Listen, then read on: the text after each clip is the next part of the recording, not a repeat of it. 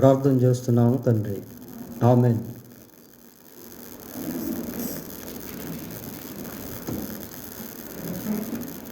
ప్రియులారా, బైబిల్ గ్రంథంలో నుండి 71వ కీర్తన 21వ వచనాన్ని చదువుకుందాం. 71వ కీర్తన 21వ వచనం.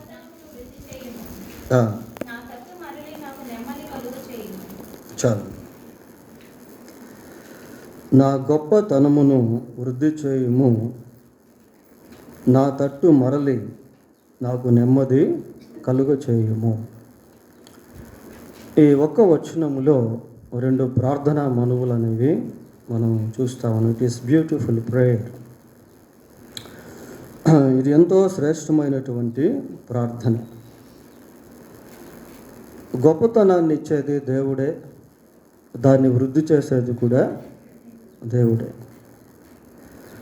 నెమ్మదినిచ్చేటువంటి వాడు కూడా దేవుడే, దాన్ని అనుభవింప చేసేటువంటి వాడు కూడా దేవుడే. So everything we need gets from God. మన అవసరతలన్నీ కూడా దేవుని నుండే మనము పొందుకోవాలి.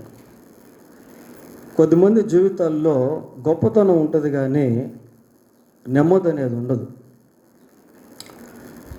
చాలా ఐశ్వర్యవంతులుగా ఉంటారు, but they don't have peace even though they have lot of treasure. కొద్దిమందికి ఏమీ లేకపోవటం వలన నెమ్మది లేకుండా జీవిస్తూ ఉంటారు. చూడండి, నెమ్మది అనేటువంటిది బ్యాలెన్స్డ్ అన్నమాట. అటువంటిది దేవుడే మనకి ఇస్తాడు. సరే, ఇక్కడ నా గొప్పతనమును వృద్ధి చేయుము అంటున్నాడు. ఈ వచనాన్ని మనం పరిశీలన చేస్తే అతనికి గొప్పతనం ఉందనా లేదనే? ఉంది. ఉన్నదాన్ని ఇంకా వృద్ధి చేయమని ప్రార్థిస్తున్నాడు. ప్రియులారా, మన జీవితాల్లో కూడా దేవుడు అనేక విషయాల్లో మనల్ని ఎంతో హెచ్చించాడు, ఇంకా హెచ్చిస్తాడు. ఉన్నదాన్ని ఆశీర్వదించి అంతకంతకు అభివృద్ధి పరిచేటువంటి వాడు యేసుక్రీస్తు ప్రభు. ప్రియులారా, ఆదికాండం 26వ అధ్యాయము 12వ వచనాన్ని ఒకసారి చదువుదాం.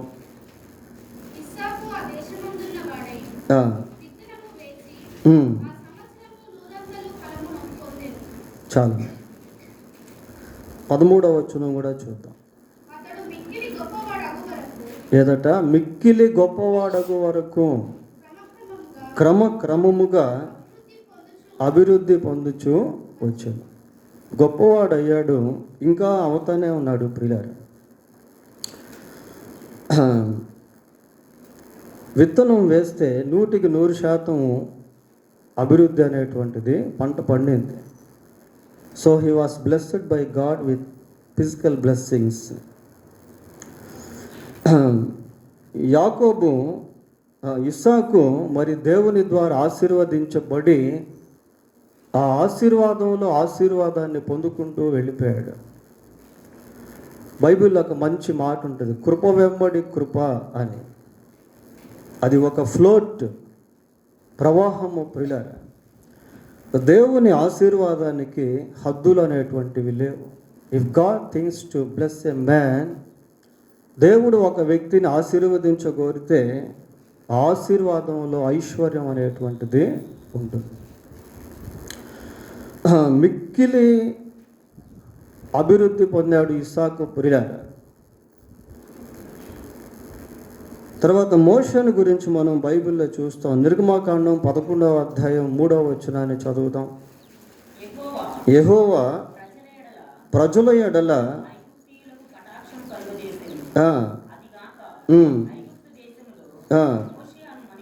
మోషే అను మనుష్యుడు ఫరో సేవకుల దృష్టికిని ప్రజల దృష్టికిని మిక్కిలి గొప్పవాడాయ. మిక్కిలి గొప్పవాడాయను. ప్రియులారా, గొప్పవాడాయను అని లేదు, ఏమని చదువుతున్నాము? మిక్కిలి గొప్పవాడాయను. ఎక్కడ? ఐగుప్తు దేశంలో. ఎవరి మధ్య? ఫరో యొక్క సేవకుల మధ్య, ఇశ్రాయేల్ మధ్య, అక్కడ ఉన్నటువంటి ప్రజల మధ్య మోషే అనే మనుష్యుడు ప్రియులారా, he was called by God, he was exalted by God. దేవుని చేత పిలువబడి, దేవుని చేత హెచ్చింపబడి ఐగుప్తు దేశములో ప్రజల మధ్య, ఫరో సేవకుల మధ్య మిక్కిలి గొప్పవాడుగా ఉన్నాడు. అంత ఎగ్జాల్టేషన్, ఆ హెచ్చింపు ఎలాగొచ్చింది అని అంటే దేవుడే మోషేను ఆ రీతిగా హెచ్చించాడు. దినవృత్తాంతములు 2వ గ్రంథం 17వ అధ్యాయము, దినవృత్తాంతములు 2వ గ్రంథం 17వ అధ్యాయము 12వ వచనాన్ని చదువుదాము ప్రియుల.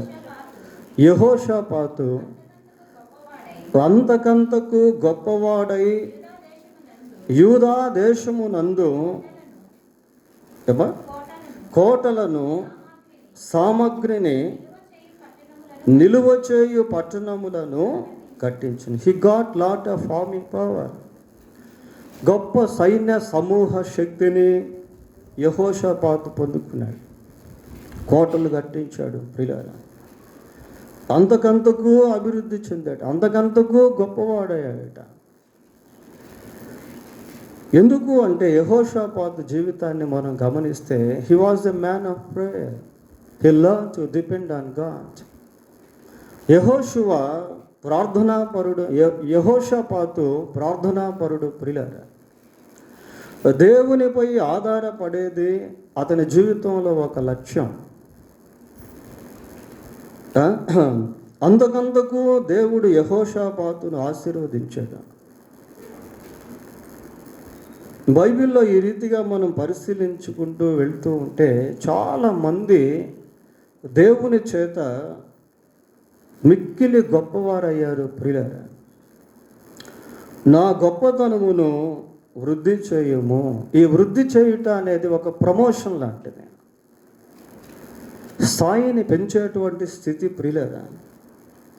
అబ్రహామును గురించి మనం ఆలోచన చేస్తే, he was only one person when God has called him. దేవుడు అబ్రహామును పిలిచినప్పుడు ఒకే ఒక వ్యక్తి వృద్ధుడైపోయాడు, పిల్లలు లేరు, శారా ఉంది, ఆస్తులు ఉన్నాయి, పశువులు ఉన్నాయి, దాసులున్నారు, దాసీలున్నారు. సమస్తాన్ని కలిగి ఉన్నటువంటి అబ్రహాముకి పిల్లలు లేరు ప్రియులారా. అయితే అబ్రహాముకు దేవుడు ప్రమోషన్ ఇచ్చాడు. అబ్రహామును దేవుడు ప్రేమించి ఒక కుమారుణ్ణి అనుగ్రహించాడు ప్రియులారా. God expanded his life. దేవుడు అబ్రహాము యొక్క జీవితాన్ని బహుగా విస్తరింపచేశాడు. God has such kind of capacity to expand our life by giving the children the heritage. ప్రియులారా, దేవుడు మనల్ని హెచ్చించి మన జీవితాన్ని వ్యాపింప చేయగల శక్తి గలవాడు. అబ్రహాము ఒకే ఒక వ్యక్తి ప్రియులారా. అయితే దేవుడు అబ్రహామును ఆశీర్వదించి ఇస్సాకుని ఇచ్చాడు. ఆ ఇస్సాకు యాకోబు, ఏశావుని ఇచ్చాడు. ఆ యాకోబుకు 12 మంది సంతానం ఇచ్చాడు. ఆ 12 మందిలో నుంచి రాజులు వచ్చారు, యాజకులు వచ్చారు, భక్తులు వచ్చారు, ప్రవక్తలు వచ్చారు.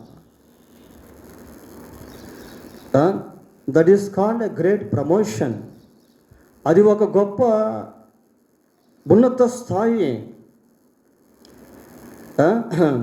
ఒక గొప్ప ఉన్నత స్థాయి ప్రియులారా. Present to crown. యోసేపు చెరసాల్లో ఉన్నాడు. చెరసాల్లో ఉన్నటువంటి వ్యక్తికి దేవుడు ప్రమోషన్ ఇచ్చి ఐగుప్తు దేశంలో రాజు తర్వాత రాజులాగా దేవుడు మార్చాడు. గొప్పతనాన్ని అభివృద్ధి చేశాడు. దేంట్లో యోసేపు గొప్పవాడు? ధనంలోన కాదు, పరిశుద్ధతలో గొప్పవాడు, దేవుని భయములో గొప్పవాడు ప్రియులారా. దేవుని యందు భయము మనకు ఐశ్వర్యాన్ని కలుగు చేస్తుంది. నన్ను ప్రేమించువాడిని నేను గొప్పవారిగా చేస్తాను అని సామెతల గ్రంథం 8వ అధ్యాయంలో మనం చూస్తాం. Joseph loved God, God exalted Joseph. In Egypt. ప్రియులైన యోసేపు దేవుని ఎంతో ప్రేమించాడు.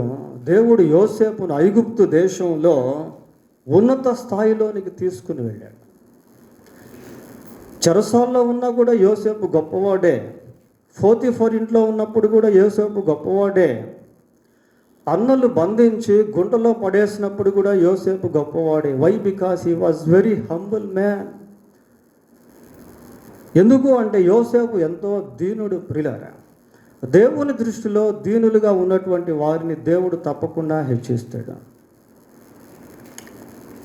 తగిన సమయమందు దేవుడు మిమ్మల్ని హెచ్చించినట్లు ఆయన బలిష్టమైన హస్తము క్రింద దీన మనస్కులై ఉండుడి. తన్ను తాను తగ్గించుకుని వాడు హెచ్చింపబడును. So Joseph was very humble man.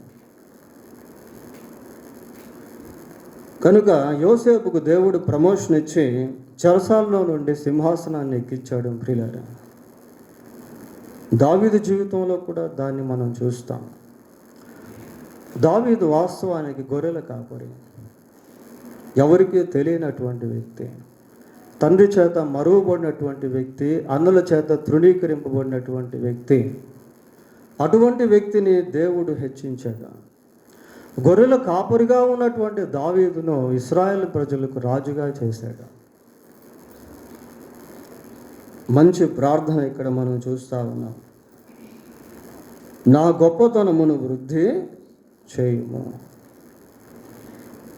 ప్రియులారా, దేవుడు మనకు గొప్పతనాన్ని ఇస్తాడు. ఇచ్చిన ఆ గొప్పతనాన్ని వృద్ధి చేస్తాడు.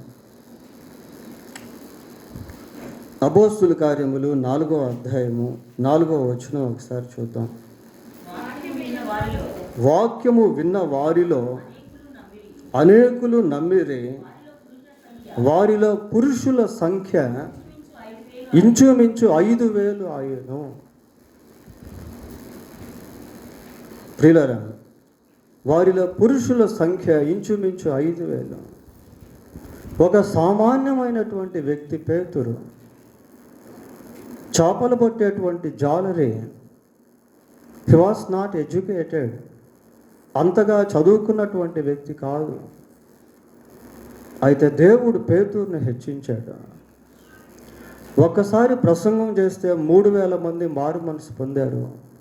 ఇంకొకసారి ప్రసంగం చేస్తే 5,000 మంది మారు మనసు పొందారు.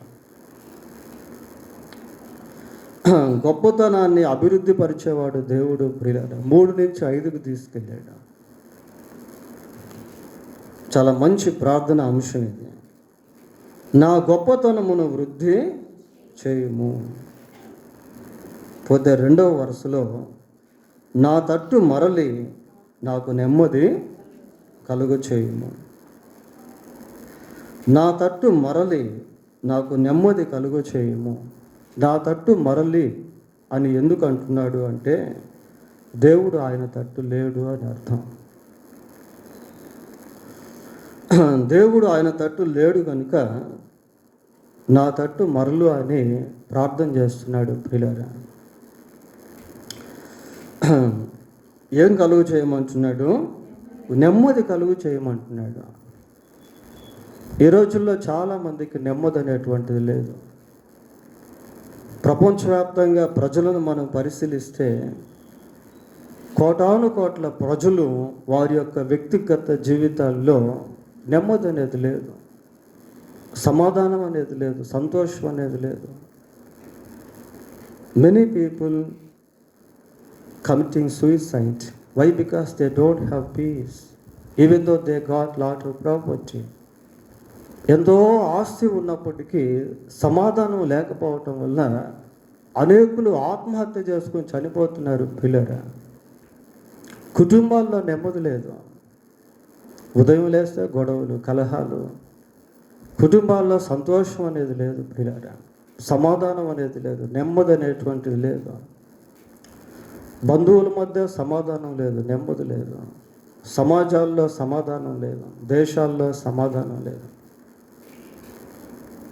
దాదాపు ప్రతి వ్యక్తి కూడా లోకంలో నెమ్మదిని కోరుకుంటాడు. అయితే దేవుడిచ్చేటువంటి నెమ్మది అన్నిటికీ మించింది ప్రియులారా. మనిషి తన జీవితంలో నెమ్మది కొరకు ఎన్నో ప్రయత్నాలు చేస్తున్నాడు, ఎంతో ధనాన్ని ఖర్చు చేస్తున్నాడు, ఎన్నో విద్యలను అభ్యసిస్తూ ఉన్నాడు, ఎన్నో ప్రాంతాలకు ప్రయాణాలు చేస్తూ ఉన్నాడు, ఎన్నో ప్రకృతి సంబంధమైనటువంటి వాటిని కోరుకుంటూ ఉన్నాడు. ఇక్కడికి వెళ్తే నెమ్మది ఉంటుందేమో, అక్కడికి వెళ్తే నెమ్మది ఉంటుందేమో, ఈ వస్తువు కొనుక్కుంటే నెమ్మది ఉంటుందేమో, ఆ వస్తువు కొనుక్కుంటే నెమ్మది ఉంటుందేమో, వారితో మాట్లాడితే నెమ్మది ఉంటుందేమో, దీన్ని సంపాదించుకుంటే నెమ్మది ఉంటుందేమో. Man seeks in different dimensions to get the peace. అయితే నెమ్మదినిచ్చేటువంటి వాడు దేవుడే ప్రియులారా. ప్రార్థన చేస్తూ ఉన్నాడు. ఏమని ప్రార్థన చేస్తున్నాడు అంటే, నా తట్టు మరలి నాకు నెమ్మది కలుగ చేయము. బైబిల్లో ఒక మాట ఉంటుంది, ఏమంటుందంటే, దుష్టులకు నెమ్మది ఉండదు. యెషయా గ్రంథం 57వ అధ్యాయము 21వ వచనం చూడండి. యెషయా గ్రంథం, దుష్టులకు నెమ్మది ఉండదని నా దేవుడు సెలవిచ్చున్నాడు. ఎందుకు నెమ్మది లేదు అంటే దుష్టత్వము ప్రియులారా. 32వ కీర్తన 10వ వచనాన్ని చదువుదాం. 32:10. భక్తిహీనులకు అనేక వేదనలు కలుగుచున్నాయి. చాలా ungodly people have lot of hardships. భక్తిహీనులకు అనేక వేదనలు కలుగుచున్నాయి. వేదన ఉన్న వాళ్ళకి నెమ్మది ఆడుంటుందండి.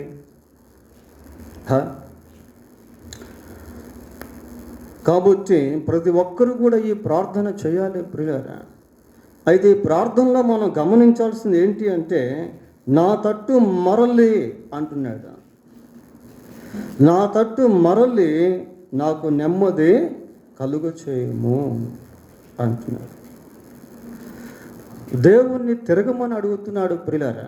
ఎప్పుడు అడిగాడు అంటే, ఇతను దేవుని వైపు తిరిగిన తర్వాత. ఇతను దేవుని వైపు తిరిగాడు, దేవుణ్ణి తిరగమని అడుగుతా ఉన్నాడు. If we do first what we have to do, then we expect from God what he does on next. ప్రియులారా, మొదటిగా మనం చేయాల్సింది ఎప్పుడైతే చేసి, రెండవదిగా దేవుని నుండి మనం ఆయన చేయాల్సిన దాన్ని ఆశించాలి. కొద్దిమంది దేవుని వైపు తిరగరు కానీ దేవుడు వారి వైపు తిరగాలనుకుంటారు.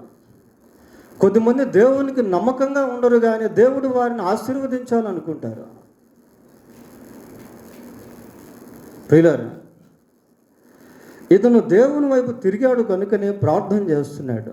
Prayer is an indication of turning to God.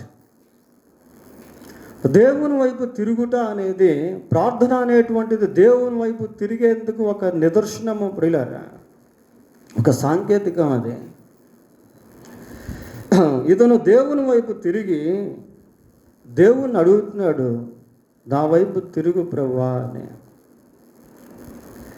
మరలి నాకు నెమ్మది కలుగు చేయము, నా తట్టు మరలి నాకు నెమ్మది కలుగు చేయము. ప్రియులారా, మన జీవితంలో నిజమైనటువంటి నెమ్మదిని ఎప్పుడు అనుభవిస్తామో తెలుసా? ఎప్పుడు అనుభవిస్తాము అంటే, మొట్టమొదటిగా పాప క్షమాపణ పొందినప్పుడు. పాపం చేసినటువంటి వారికి నెమ్మది ఉండదు. 51వ కీర్తన 3వ వచనం. 51వ కీర్తన 3వ వచనం. నా అతిక్రమములు నాకు తెలిసే ఉన్నవి, నా పాపము ఎల్లప్పుడూ నా ఎదుట ఉన్నది. ఈ ఎల్లప్పుడూ అనేటువంటిది వెయిట్ వర్డ్ అది. నా పాపము ఎల్లప్పుడూ ఏందంటున్నాడు? నా ఎదుటే ఉన్నది. పాపం చేసినటువంటి వ్యక్తి నెమ్మదిగా ఉండలేడు ప్రియులారా. ఎందుకు అంటే పాపం తరుగుతూ ఉంటుంది. పాపం చేసినటువంటి వ్యక్తి హృదయంలో కలవరము, భయము, ఆందోళన, అసంతృప్తి. నేరస్తులను మనం గమనిస్తే అడుగడుగున భయంతో జీవిస్తారు, నెమ్మది లేదు. 2వ వచనం చదవండి. నా దోషము పోవునట్లు నన్ను బాగుగా కడుగుము, నా పాపము పోవునట్లు నన్ను పవిత్రపరచుము. అది ప్రార్థన అంటే ప్రియులారా. మన దోషాలను పాపములను దేవుని సన్నిధికి తీసుకుని వెళ్ళి దేవుని చేత ఎప్పుడైతే పవిత్రపరచబడేటువంటి అనుభవంలోనికి మనం వస్తామో అప్పటి నుండే మన జీవితంలో నెమ్మది అనేది ప్రారంభం అవుతుంది. అప్పటి వరకు నీవు నెమ్మదిగా జీవించలేవు. లూకా సువార్త 18వ అధ్యాయం 13వ వచనం. 18, 13. అయితే సుంకరి దూరముగా నిలుచుండి ధైర్యము చాలక రొమ్ము కొట్టుకొనొచ్చు, దేవా పాపినైన నన్ను కరుణించుము. ఆకాశం వైపు కన్నులెత్తుటకు ధైర్యం సరిపోవట్లేదట ప్రియులారా. పాపము మానవుణ్ణి దేవుని నుండి వేరు చేసింది. మనిషి దేవుని ఎదుటకు రాకుండా భయంలోనికి నెట్టేసింది. ఆకాశం వైపు కన్నులెత్తుటకైనను ధైర్యము చాలక గుండెలు బాదుకుంటా ఉన్నాడు. గుండెలు బాదుకుంటూ ఏమంటున్నాడంటే, దేవా పాపినైనా నన్ను కరుణించు అన్నాడు. We have a wonderful chance to receive the forgiveness of sin when we confess our sin in God's presence. ప్రియులారా, దేవుని సన్నిధిలో మన పాపమును ఒప్పుకొనినప్పుడు దేవుడు మన పాపములను క్షమించేటువంటి అవకాశాన్ని మనకిచ్చాడు. కానీ మనుషులు ఈ అవకాశాన్ని సద్వినియోగం చేసుకోలేకపోవటం వల్ల వారి జీవితంలో అసమాధానాన్ని నిత్యం అనుభవిస్తూనే ఉన్నారు ప్రియులారా. A kind of guiltiness brings a hardship for us. ప్రియులారా, ఒక విధమైనటువంటి అపరాధ భావన మన హృదయంలో ఏం చేస్తుందంటే ఆవేదనని కలిగిస్తూ ఉంటుంది. నేను తప్పు చేశాను, నేను పాపం చేశాను, నేను దోషిని. అవన్నీ వెళ్ళిపోవాలంటే దేవుని సన్నిధిలో నీవు నిజమైనటువంటి పశ్చాత్తాపంతో కన్నీటితో ఆయన పాదాలు ఎప్పుడైతే పట్టుకుంటావో తప్పకుండా దేవుడు నిన్ను క్షమించి నీకు నెమ్మదినిస్తాడు.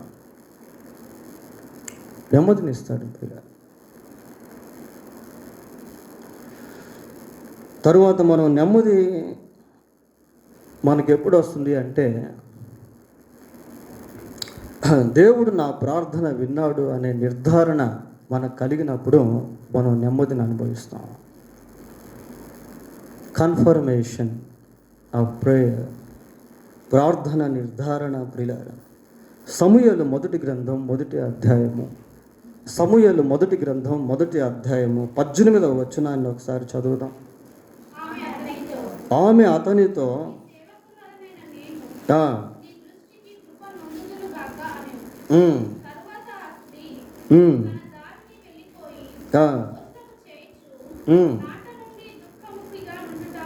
నాట నుండి దుఃఖముఖిగా ఉండుట మానేను.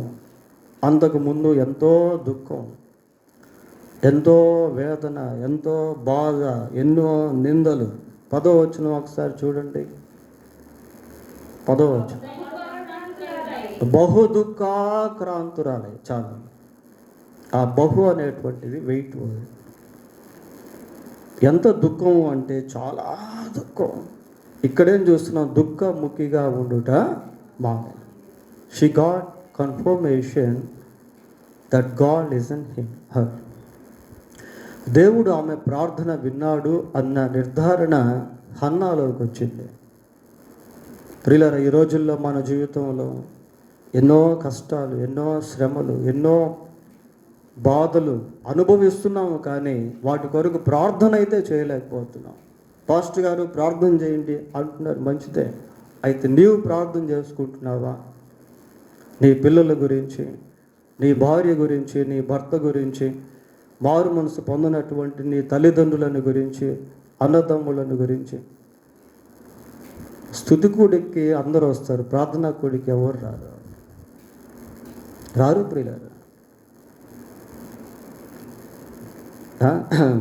Nowadays we are very weak in prayer. ఈ రోజుల్లో మనం ప్రార్థన విషయంలో ఎంతో వెనుకబడిపోయాం, నీరసించిపోయాము. ప్రార్థన లేదు, కష్టాలు అనుభవిస్తున్నాం, బట్ కాంప్రమైజ్ అయిపోతున్నాం. కారణం ఏంటి అంటే ఫర్ లేక్ ఆఫ్ ప్రేయర్.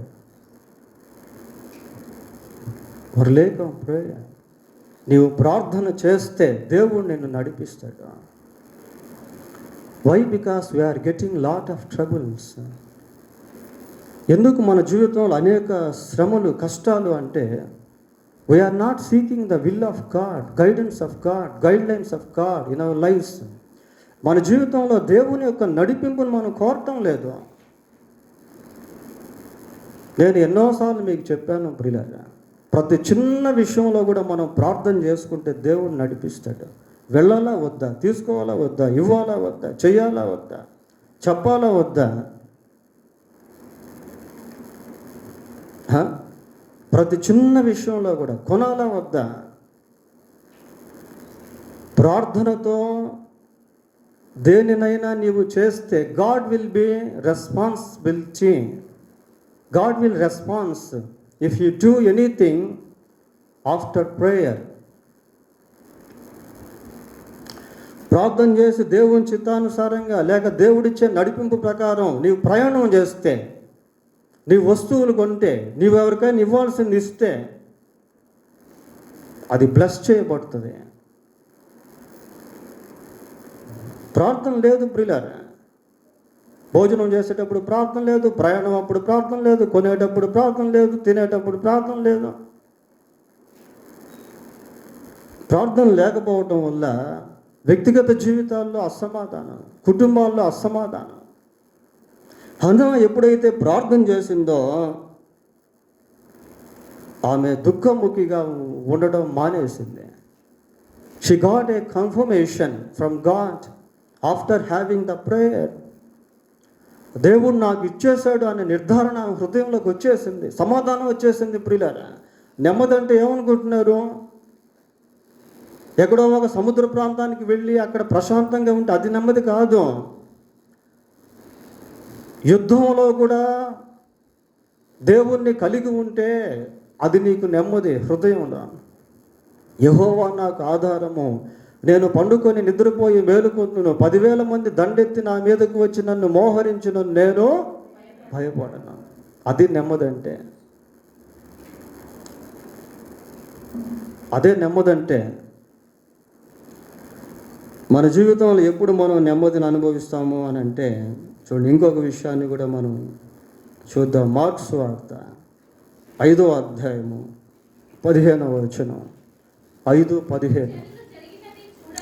జనులు జరిగినది చూడవెళ్ళి యేసు నొద్దకు వచ్చి, సేనాను దయ్యం పట్టిన వాడు బట్టలు ధరించుకొని స్వస్థ చిత్తుడై కూర్చుండి ఉండుట చూచిరి. సేనాను దయ్యం పట్టినటువంటి వాడు ఏమి ధరించాడట? వస్త్రాలు ధరించుకొని ఉన్నాడు. ప్రియులారా, ఇంకా ఏమని చదువుతున్నావు అక్కడ? బట్టలు ధరించి స్వస్థ చిత్తుడై కూర్చొని ఉన్నాడు. అంతకుముందు బట్టలు లేవు సరిగా. చూస్తారా ఆయన యొక్క పూర్వపు దృశ్యము? 5వ వచనం చదవండి. వాడు ఎల్లప్పుడూ రాత్రింబగళ్ళు సమాధుల్లోనూ కొండలలోనూ కేకలు వేయుచు తనకు తాను రాళ్లతో గాయపరుచుకొనుచు ఉండేను. తనకు తానే రాళ్లతో గాయపరుచుకుంటున్నాడు. సమాధుల్లో నివాసం చేస్తాం. There was no one with him in burial ground or cemetery. సమాధుల్లో అతనితో పాటు ఎవరు లేరు. ఒకడే ఉన్నాడు, నివాసం చేస్తున్నాడు, రాత్రి మగళ్ళు కేకలేస్తూ ఉన్నాడు, శరీరాన్ని తను తానే గాయపరుచుకుంటున్నాడు. మనుషులు అతని దగ్గరికి వెళ్ళాలంటే భయపడుతూ ఉన్నారు. ఎందుకంటే దయ్యాలు ఉన్నాయి లోపల. వీళ్ళారా, దయ్యం పట్టినోడికి నెమ్మది ఎలాగుంటుందండి? దయ్యం పట్టిన వాళ్ళకి నెమ్మది ఉండదు, నిద్ర ఉండదు, ప్రశాంతంగా ఉండలేరు. అటువంటి స్థితిలో ఉన్నటువంటి వ్యక్తి యేసుక్రీస్తు ప్రభు ద్వారా విడుదల పొందాడు. ఈ రోజుల్లో ఎంతోమంది దయ్యాల చేత బంధించబడి ఉన్నారు, చాతుపడి శక్తుల చేత బంధించబడి ఉన్నారు. ప్రియులారా, నెమ్మది లేని జీవితాల్లో ఎప్పుడైతే యేసుక్రీస్తు ప్రభు స్వస్థపరిచాడో నెమ్మది వచ్చేసింది, సంతోషం వచ్చేసింది. బట్టలు హ్యాపీగా ధరించుకో అన్నాడు, ప్రశాంతంగా కూర్చో అన్నాడు. అరుపులు లేవు, భయం లేదు. He became a blessing to others where he lived with demon spirits. ఎక్కడైతే దురాత్మల చేత జీవించాడో అక్కడ ఉన్నటువంటి ప్రజలకు ఆశీర్వాదకరంగా మారాడు. ప్రియులారా, యేసుక్రీస్తు ద్వారా ఎప్పుడైతే మన జీవితంలో విడుదల అనేది పొందుతామో మనం ఇతరులకు ఆశీర్వాదకరంగా మారిపోతాము. కాబట్టి దయ్యం నుంచి విడుదల రావాలి.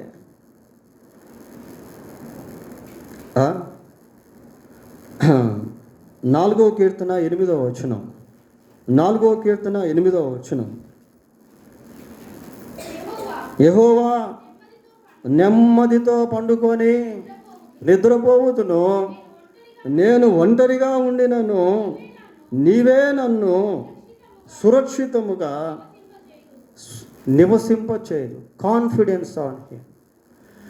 దేవుని పైన నమ్మకము. ప్రియులారా, యెహోవా నేను నెమ్మదితో పండుకొని నిద్రపోయేదును, నేను ఒంటరిగా ఉండినను నీవే నన్ను సురక్షితముగా నివసింపచేయుదువు. Confidence on God. దేవునిపై నమ్మిక నీకు నెమ్మదిని కలిగిస్తుంది. దేవునిపై నమ్మిక నీలో ఉన్నటువంటి అభద్రత భావనను తీసివేస్తుంది.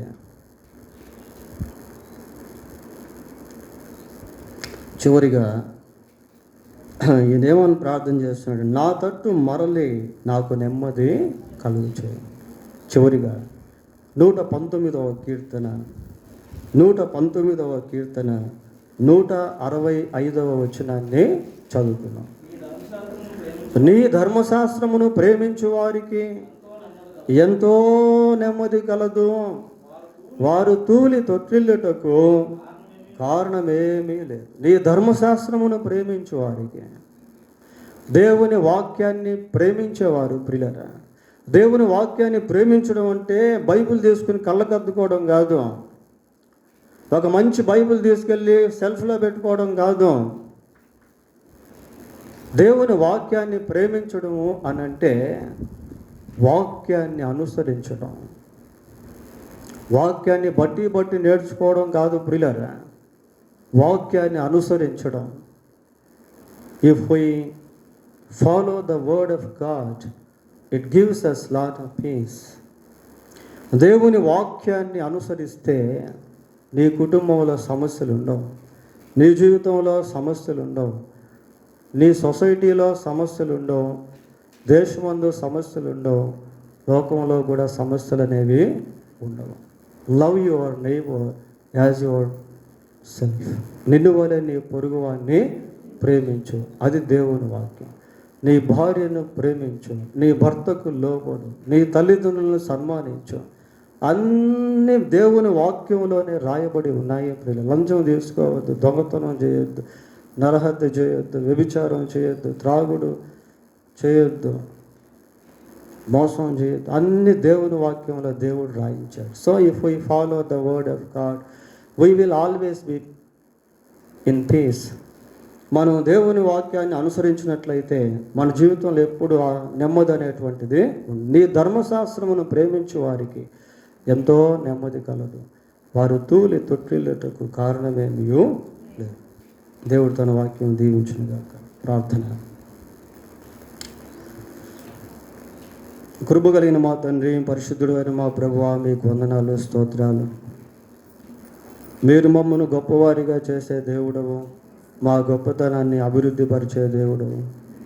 శ్రేష్టమైన ప్రతి ఈవియు, సంపూర్ణమైన ప్రతి వరమును పరసంబంధమైనదై జ్యోతిర్మయుడకు తండ్రి యొద్ద నుండి వచ్చును అని మీ వాక్యం సెలవిస్తూ, ఒకనికి పైనుండి అనుగ్రహించబడితే తప్ప ఎవడునూ ఏది పొందనేరడు అని మీ వాక్యం సెలవిస్తుంది. మీ నామం మహిమ నిమిత్తం మమ్మల్ని గొప్పవారిగా చేసి మా గొప్పతనమును అభివృద్ధి పరిచి మీ యందు ఆనందించేవారముగా, మీ రాజ్యవ్యాప్తికై ప్రయాసపడేవారముగా, ఆత్మలను పట్టే జాలర్లుగా, కుటుంబాలను కట్టుకునేటువంటి వారముగా మేము ఉండుటకు సహాయము చేయండి.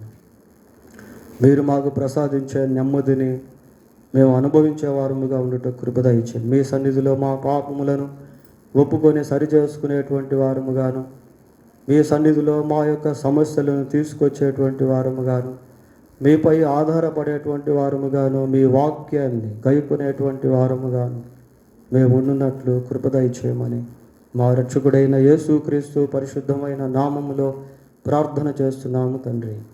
ఆమేన్.